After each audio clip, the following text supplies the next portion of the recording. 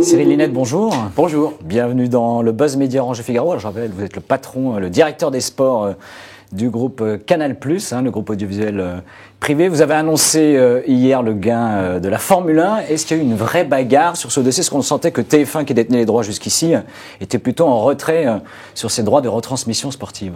Bon, il y a toujours des bagarres sur toutes les acquisitions premium. Nous, on est surtout contents de l'avoir gagné. Au-delà de la bagarre, ce qui compte, c'est évidemment le résultat. Et là, on vient de faire un doublé coupe-championnat qui est très intéressant pour notre offre, qui est vraiment de proposer le meilleur du sport à nos abonnés avec le foot anglais, qu'on a déjà, mais dont on a sécurisé les droits pour 3 années supplémentaires. C'est vraiment le championnat de football étranger numéro 1 pour les fans.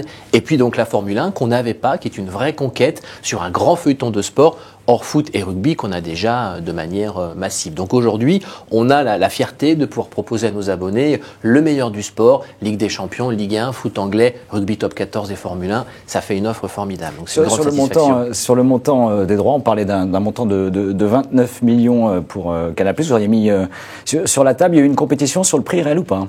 Il y a toujours une compétition, mais on n'a pas l'habitude de communiquer sur le montant des droits, ni dans un sens ni dans l'autre, ni de confirmer, ni d'infirmer. Donc permettez-moi de ne pas le faire ce matin. À ces 29 millions, il faut, j'imagine, rajouter des frais de production. Qu'est-ce que ça coûte réellement à Canal+ de diffuser demain la Formule 1? Non, puisqu'on ne parlera pas des coûts d'acquisition, donc je ne pourrais pas vous faire le total. Mais c'est vrai que les frais de production, c'est important. Il y a 19 Grands Prix, c'est loin. On va faire de très belles choses à l'antenne. Ça ne nous pose pas de problème de mettre de gros moyens. C'est ce qu'on appelle la patte Canal, la valeur ajoutée de Canal. Quand on prend une compétition, on s'en empare. Donc on va faire plein d'émissions. On va prendre l'antenne très tôt, la rendre très tard, du reportage, du documentaire, des grands consultants. Bon, tout ça est quand même très très frais encore. L'acquisition date de ce début de semaine, elle a été annoncée hier, donc on y réfléchit. Mais c'est vrai qu'on mettra des moyens pour produire le meilleur spectacle pour nos abonnés. Dans votre proposition, vous avez notamment avancé un magazine donc pour la Formule 1. C'était une obligation pour l'organisation ou pas? C'est pas une obligation, mais c'est vrai qu'un ayant droit peut toujours se poser la question. Absolument, un ayant droit peut toujours se poser la question, même si Ecclestone, patron de la Formule 1, a fait le même choix en Angleterre et en Italie,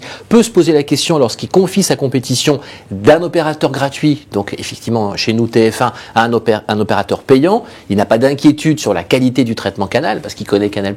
En revanche, il peut s'inquiéter effectivement pour ses sponsors et pour son public de la visibilité. Donc l'un des éléments de négociation pour nous, c'était effectivement de proposer un magazine en clair, disponible pour tout le monde, exactement comme on le fait aujourd'hui sur la Ligue 1, où la Ligue 1 est sur Canal, mais on a le dimanche soir une émission qui s'appelle le Canal Football Club, qui est en clair et dont personne ne se plaint aujourd'hui en termes de valorisation de la Ligue 1. C'est sans doute l'émission de référence pour aimer le foot, mais c'est ce qu'on va faire aussi sur la Formule 1. Je ne sais pas exactement à quelle heure, sur quelle antenne, ni dans quel code, mais on fera une émission de grande qualité avec le résumé de la course et tout ce qu'il faut savoir sur la course pour faire aimer la Formule 1 et pour que ceux qui ne sont pas abonnés à Canal, j'espère qu'ils le deviendront, mais je comprends que tout le monde ne puisse pas l'être, puissent quand même continuer à suivre ce feuilleton. La Formule 1, ça reste un moteur d'audience? Ce sera les gens un peu se détourner, le fait qu'il y ait moins de Français dans la compétition. Absolument, mais la Formule 1 fait moins d'audience ou faisait moins d'audience sur TF1, exactement comme le foot fait moins d'audience sur TF1. C'est-à-dire que le sport peut-être connaît un tassement un peu généralisé. C'est lié à l'offre pléthorique aujourd'hui? Oui, je pense que c'est l'offre pléthorique des chaînes. C'est des champions sportifs français qui dans les grandes disciplines manquent un peu parce que l'aspect cocardier est toujours important pour intéresser le grand public. Donc c'est vrai que l'intérêt pour la Formule 1 peut s'affadir pour une chaîne nationale comme TF1, comme celui pour l'équipe de France, toujours pour ces chaînes-là. Pour Canal, c'est complètement différent. On est sur un public de fans de sport, d'experts du sport qui adorent ça, qui regardaient déjà beaucoup la Formule 1 sur TF1, donc ils vont la regarder massivement chez nous, parce qu'en plus d'aimer ce feuilleton, ils vont y retrouver toute la patte Canal, tous les codes Canal, donc ils vont adorer, j'espère en tout cas, notre traitement.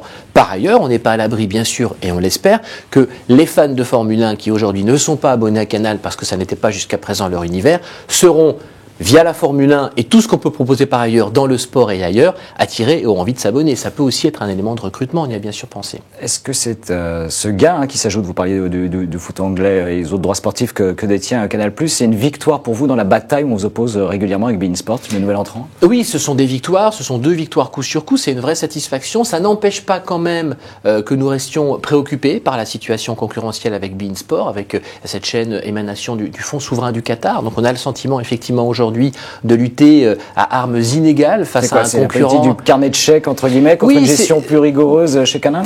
Nous, enfin, je sais pas, effectivement, eux, ils ont de gros moyens. Nous aussi, on met de gros moyens sur le sport, c'est évident, mais la seule différence, c'est que nous, on dépense l'argent qu'on a. On est effectivement une entreprise rationnelle, régie par un compte d'exploitation, et donc nos investissements doivent être corroborés par nos résultats économiques. En face, on a un acteur qui effectivement dépend d'un fonds souverain national et qui peut donc se permettre, c'est déjà ce qu'ils font, de dépenser des centaines de millions d'euros à perte, puisqu'aujourd'hui, ils affichent environ 1 million d'abonnés. C'est le dernier chiffre qu'ils ont communiqué. Voilà, et ils sont à 400 millions d'euros de dépenses, donc ils perdent des centaines de millions d'euros. Ça va continuer et effectivement, ça leur donne une puissance un peu irrationnelle sur le marché des droits sportifs. Nous, on se bat contre ça parce qu'on est déterminé évidemment à produire la meilleure offre et là on y parvient grâce à cette double victoire formidablement, mais à terme, ça pose quand même des questions. Comment lutter à armes égales face à un concurrent qui n'est pas régulé? Est-ce qu'en conséquence, dernière question, le budget justement consacré au sport par Canal+ est en augmentation? Oui, légèrement, parce qu'il y a forcément une inflation des droits sportifs compte tenu de ce contexte concurrentiel. Et c'est ça, je pense, qu'il faudra à terme maîtriser. Ça pèse combien aujourd'hui dans le groupe Canal? Ça pèse un peu plus d'un tiers du coût des programmes. Eh bien, Cyril Linette, merci. Merci d'être venu au Buzz Média Orange et Figaro et nous retrouvons lundi avec un nouvel invité. Très bon week-end. Merci.